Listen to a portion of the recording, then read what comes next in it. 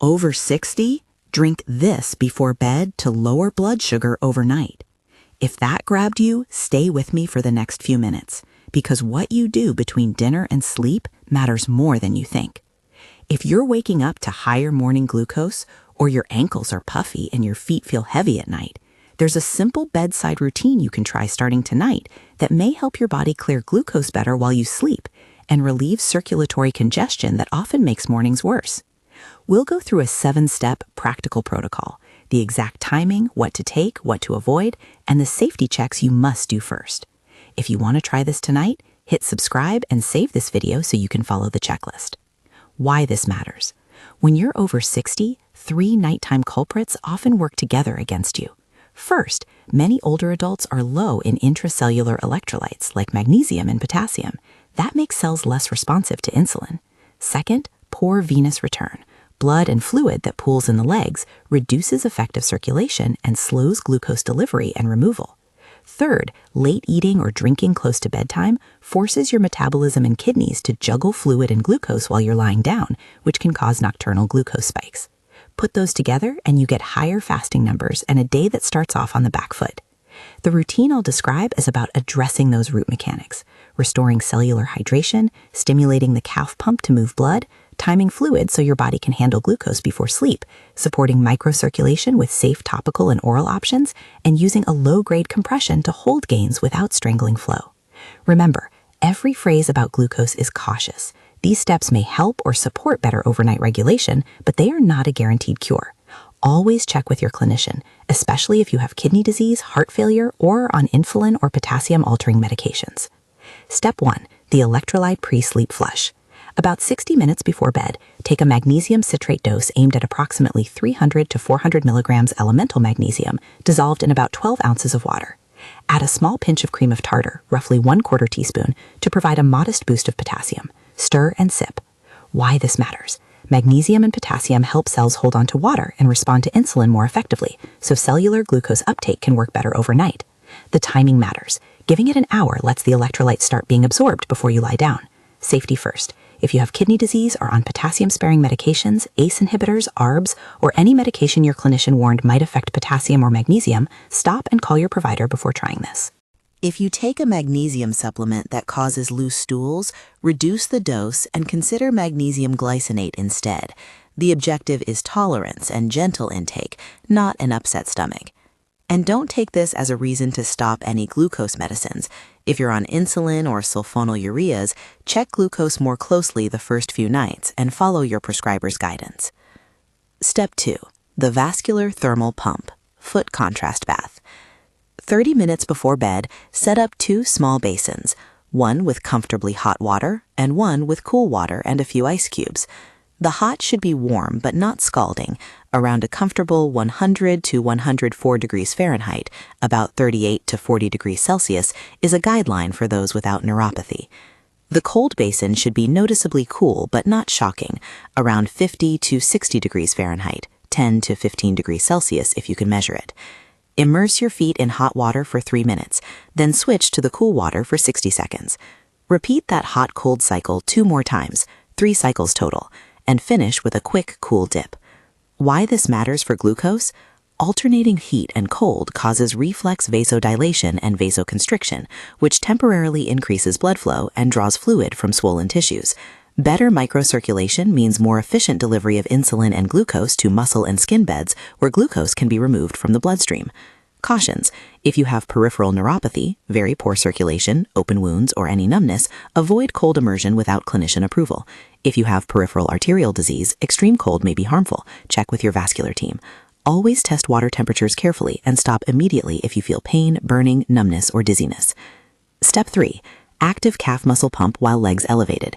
Immediately after your foot baths, lie back and elevate your legs so your heels are higher than your hips, a modification of legs up the wall. While the legs are elevated, perform rhythmic ankle pumps. Point your toes away from you, then pull them toward you, then circle gently. Do sets of 20 to 30 pumps, rest, and repeat for a total of 5 minutes of active movement. If getting legs fully elevated is difficult, sit in a recliner and prop your feet on a stack of pillows to a comfortable angle and perform the same ankle and foot motions. The rationale: The calf muscles are your second heart. Contracting them moves venous blood and interstitial fluid back toward the torso, immediately reducing leg pooling and improving whole limb circulation. This active pumping also stimulates muscle glucose uptake. Muscles will use glucose when activated, even gently, so performing these movements before sleep primes the body to clear glucose while you rest. If you have hip or back issues, perform ankle pumps while seated and still get that rhythmic movement. Stop if you experience pain, chest discomfort, or sudden shortness of breath and contact medical help. Step 4. Targeted topical circulation rub. After the calf pumping, use a gentle topical rub to encourage microcirculation and comfort. Mix 1 to 2 drops of cypress essential oil and 1 drop of rosemary essential oil into a teaspoon of carrier oil, such as fractionated coconut oil or sweet almond oil. Test a small patch on your forearm first for sensitivity. Then, using upward strokes from the ankle toward the knee and from the knee toward the groin, massage the lower leg for 2 to 3 minutes on each side. The purpose directly lower blood sugar, but to support local circulation and reduce nocturnal fluid pooling so the mechanical improvements from the baths and pumps are preserved. If you have sensitive skin, use only the carrier oil. Avoid essential oils if you are on photosensitizing medications or have known skin reactions. Do not apply to broken skin or wounds. Step 5. Light nighttime compression. After the rub and when your legs feel decongested, consider putting on light compression socks in the 8 to 15 mmHg range. Think travel or mild compression, not medical grade support. These retain the drainage you've produced without restricting arterial inflow. Do not sleep in high-grade compression stockings above 20 to 30 mmHg overnight unless a clinician has specifically prescribed that pressure for you.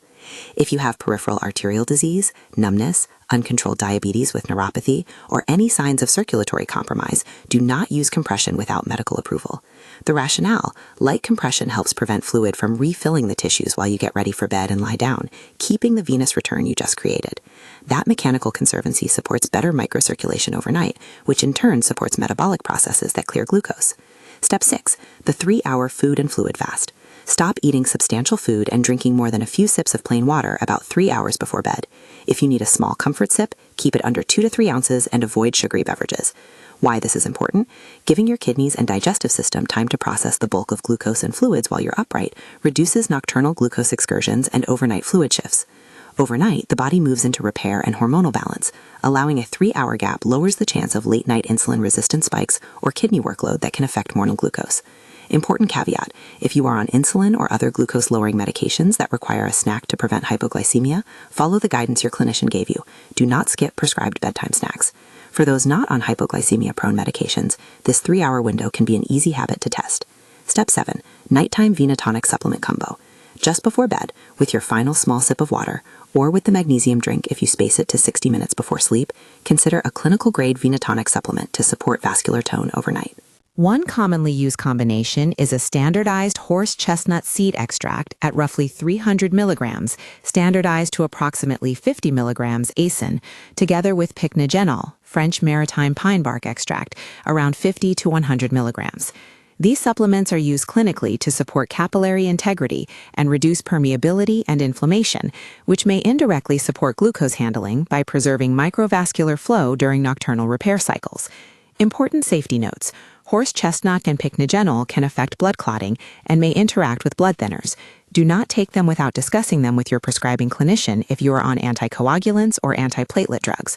Also, any new supplement should be cleared by your physician if you have impaired kidney or liver function, or if you're taking multiple medications.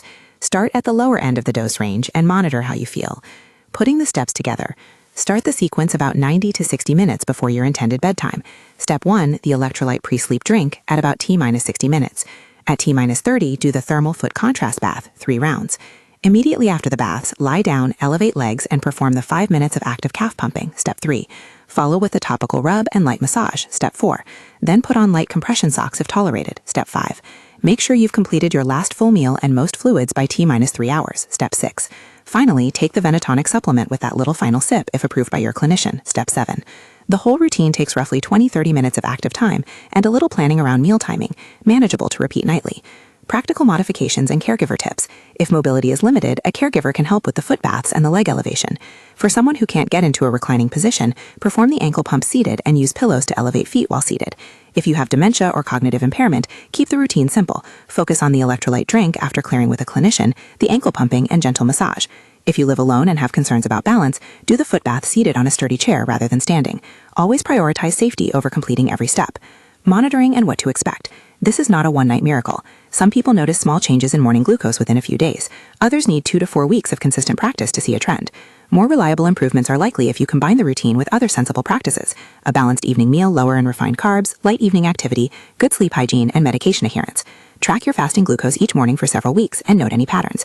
If you're on insulin or sulfonylureas, watch for hypoglycemia and keep glucose monitoring strips or your CGM close while you test the routine. Red flags and when to stop. Stop any step immediately and contact your clinician if you experience chest pain, sudden shortness of breath, fainting, severe leg pain, new numbness, skin discoloration, or wound changes. Don't continue cold immersions if you develop chilblain-like symptoms. If the magnesium drink causes severe diarrhea or dehydration, reduce the dose or switch formulations and consult your provider. If you notice excessive bruising or changes in bleeding after starting a venotonic, stop and call your clinician, especially if you're on blood thinners. Why this combination is plausible. Think of your body overnight as a repair shop that needs steady supplies, clean plumbing, and functioning workers. Electrolytes hydrate the cells and keep insulin signaling responsive. The calf pump and thermal contrast clear the plumbing of pooled fluid, improving flow. The topical and supplement support lower inflammation and microvascular integrity, so tiny capillaries can do their job. Timing food and fluids away and renal stress during the night. Together, these actions create a window where your body can more effectively shuttle glucose from the blood into tissues and clear it while you sleep. Evidence language. Clinical experience and some studies suggest these mechanisms can help. Individual results vary, and this routine should be treated as an adjunct to, not a replacement for, your prescribed care plan. Common questions I hear. Can I skip the foot baths? You can, but the alternating temperature effect is one of the most immediate ways to boost circulation manually. If you can't tolerate it, focus on the calf pumps and leg elevation. What if I can't tolerate magnesium? Try a lower dose or a different form like magnesium glycinate and discuss with your clinician. Is cream of tartar really safe? In modest amounts, about a quarter teaspoon, it provides a small potassium boost, but if you have kidney disease or take potassium-affecting medications, you must check with your doctor first. How long until I see a difference? It varies. Track your numbers for several weeks and discuss trends with your clinician. A practical nightly checklist to screenshot and keep by your bedside. 1 hour before bed, take 300 to 400 milligrams elemental magnesium, magnesium citrate in 12 ounces of water plus 1/4 teaspoon cream of tartar, only if cleared by your clinician. 30 minutes before bed, 3 cycles of hot 3 minutes, 60 seconds, cold foot baths if safe. Immediately after, 5 minutes of legs elevated ankle pumps, 2 to 3 minutes each side. Apply carrier oil with 1 to 2 drops cypress plus 1 drop rosemary, patch test first. Put on light compression socks 8 to 15 millimeters if tolerated. No large meals or drinks within 3 hours of bed. With final sip, consider horse chestnut seed extract, about 300 milligrams, standardized to about 50 milligrams acene, plus pycnogenol, 50 to 100 milligrams, if cleared by your clinician. Final safety clarifications. Do not start any of the electrolyte or supplement steps without discussing them with your prescriber if you have kidney disease, heart failure, are on insulin, sulfonylureas, potassium-sparing diuretics, ACE inhibitors, ARBs, or blood thinners. Do not stop or change prescribed medications to test this routine. If you have peripheral neuropathy or arterial disease, get clinical approval before any thermal immersion or compression. If any step produces pain, dizziness, or breathing difficulty, stop immediately. To recap the 7 steps: an hour before bed, the magnesium-potassium precep, the hot-cold foot cycles, 5 minutes of elevated leg calf pumping, a soothing topical circulation rub, light travel-grade compression, a 3-hour food and fluid fast, and an optional venotonic supplement taken with the final sip, all performed with the safety checks we discussed. These actions are designed to help your body optimize circulation and cellular hydration at night, conditions that make it easier for insulin and tissues to manage glucose while you sleep. Again, this may help lower overnight glucose for some people, but results vary. Use it as a supportive routine, not a replacement for medical care. If this routine sounds like something you'd like to try, save this video and try 1 or 2 steps tonight. Start small and build. If it helps, you can layer in more steps as tolerated. And if you want a quick follow-up, I made a short video that lays out 3 everyday foods that may be harming your vascular elasticity and nighttime glucose. Watch that next to learn what to avoid in the evening. Above all, check with your clinician before beginning any new supplement or electrolyte plan and let them know if you're making changes so they can help you monitor safely. You don't have to accept puffy ankles and unpredictable mornings as inevitable. With a little planning and the right precautions, you can give your body the tools it needs tonight to work better while you sleep.